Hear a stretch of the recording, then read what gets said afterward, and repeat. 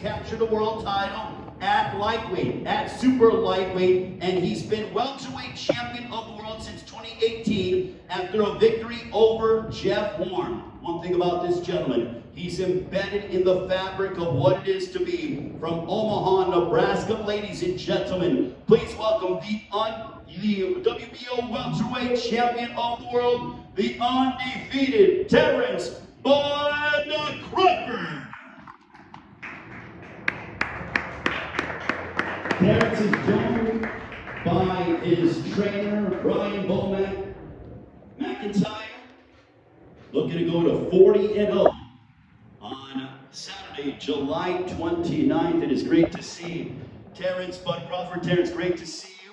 Before we turn it over to the media for questions, first of all, Terence, it's no secret that this is a fight that the world has been waiting for, so much so that your kids were asking you about when you were going to collide against Errol Spence Jr. Now that we're 10 days away from this mega matchup, what does this mean to you? Well, it means everything. Like I said, this is going to put the cherry on top for my career, and I've been waiting for this moment for a long time now, and it's here now, and I can't wait till Saturday to get it on. You got here on Sunday. Why did you decide to come to Las Vegas nearly 2 weeks before the fight? Is that something customary, or is it just extra added things that you're trying to do to better equip yourself for this huge fight coming up on July 29th? I just, come get used to the heat, get used to the atmosphere, everything. So, come fight now, we 110% prepared. I find a question before I turn it over to the medium. When you fought Ricky Burns and you had to go over there to capture your first world title, did you ever think that you would be here in Las Vegas headlining a massive pay-per-view, a fight that the world has been clamoring for such a long time? Not at all. Like I always said before, when I fought Ricky Burns, my only thing was winning a world championship title. That was my dream, that was my goal, and I succeed that one night, and the rest is, extra credit. Up in here in the heat. Oh man, it's just real good. It's just dry heat. Backing on all this real humid. So that's one thing that you gotta adjust to. We see some of your workouts online that you're posting, looking pretty grueling going uphill. Legs feel fine, everything is going to be fine at fight night. Is that what you came out early, like you just mentioned? No, I didn't worry about my legs or anything else. I'm 100%, 110% prepared. Same way.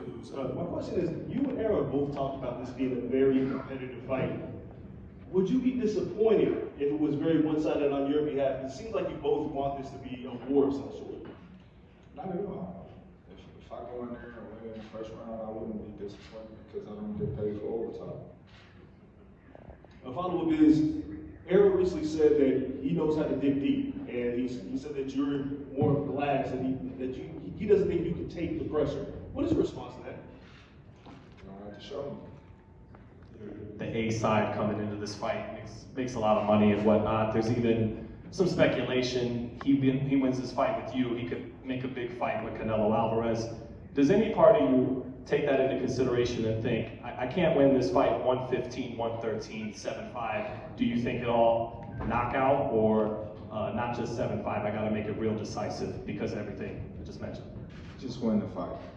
Listen, man, we both prize fighters. We both make a lot of money in the ring. We're gonna make a lot of money come next Saturday, and I don't worry about what he has planned after me or any of that. I don't worry about going in there and knocking him out. I just worry about going in there and getting a victory, and that's what I'm gonna do next Saturday. Hi, Terence, right here. First, I have a message from Chris Cyborg who says good luck. Secondly, you already touched a little bit about training here at Apex. I know you've mentioned in the past wanting to potentially do an MMA fight. Does that give you a little bit of extra itch now that you see all these other MMA fighters training around you? No, not at all. Like I said before, I used to wrestle a little bit, but UFC and MMA have never been something that I was planning to do or was training to do.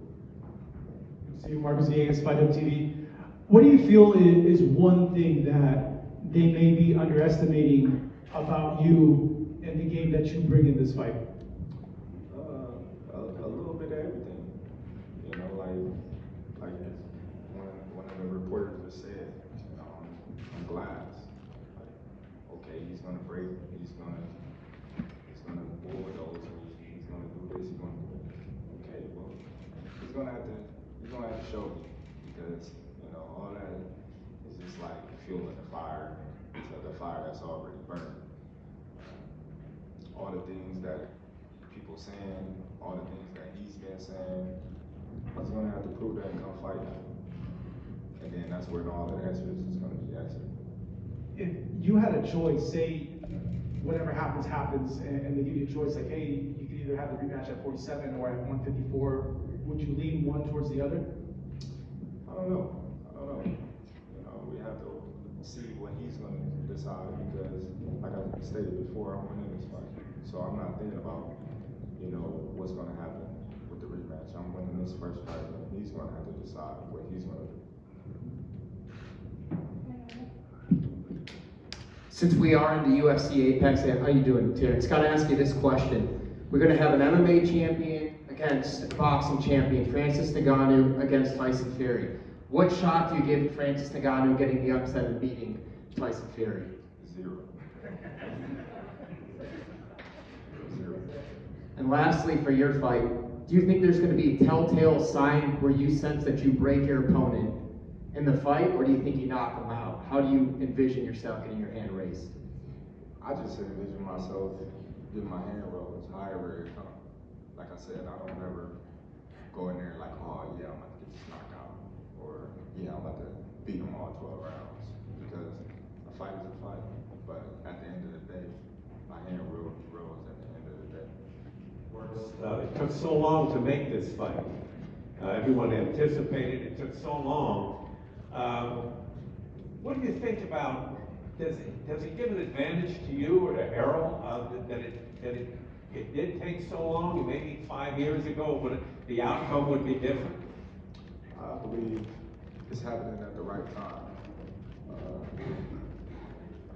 All the belts is on the line, more to fight for, and what better way to have it than to have it for the undisputed welterweight title of the world.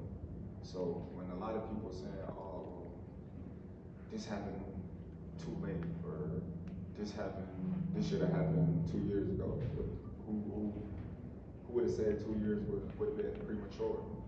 And then what? Then who would have had to be our dancing partner? Then we'll make a fight what we would have had coming off of the fight with each other. So I feel like it's happening at the perfect time, and the perfect time is now. All right, we're going to allow Terence Bud Crawford to go and get ready for his media workout. For the media members, make sure to remain in your seats, and then members of our staff will come. Family, don't forget to hit that like button. Subscribe to the YouTube channel. Help us get to that 1 million subscribers. We're on the road to 1 million. And obviously, we have other great content on our Patreon channel. So since this video is over, head on over to our Patreon and check out all the exclusive content, or right here on our YouTube members.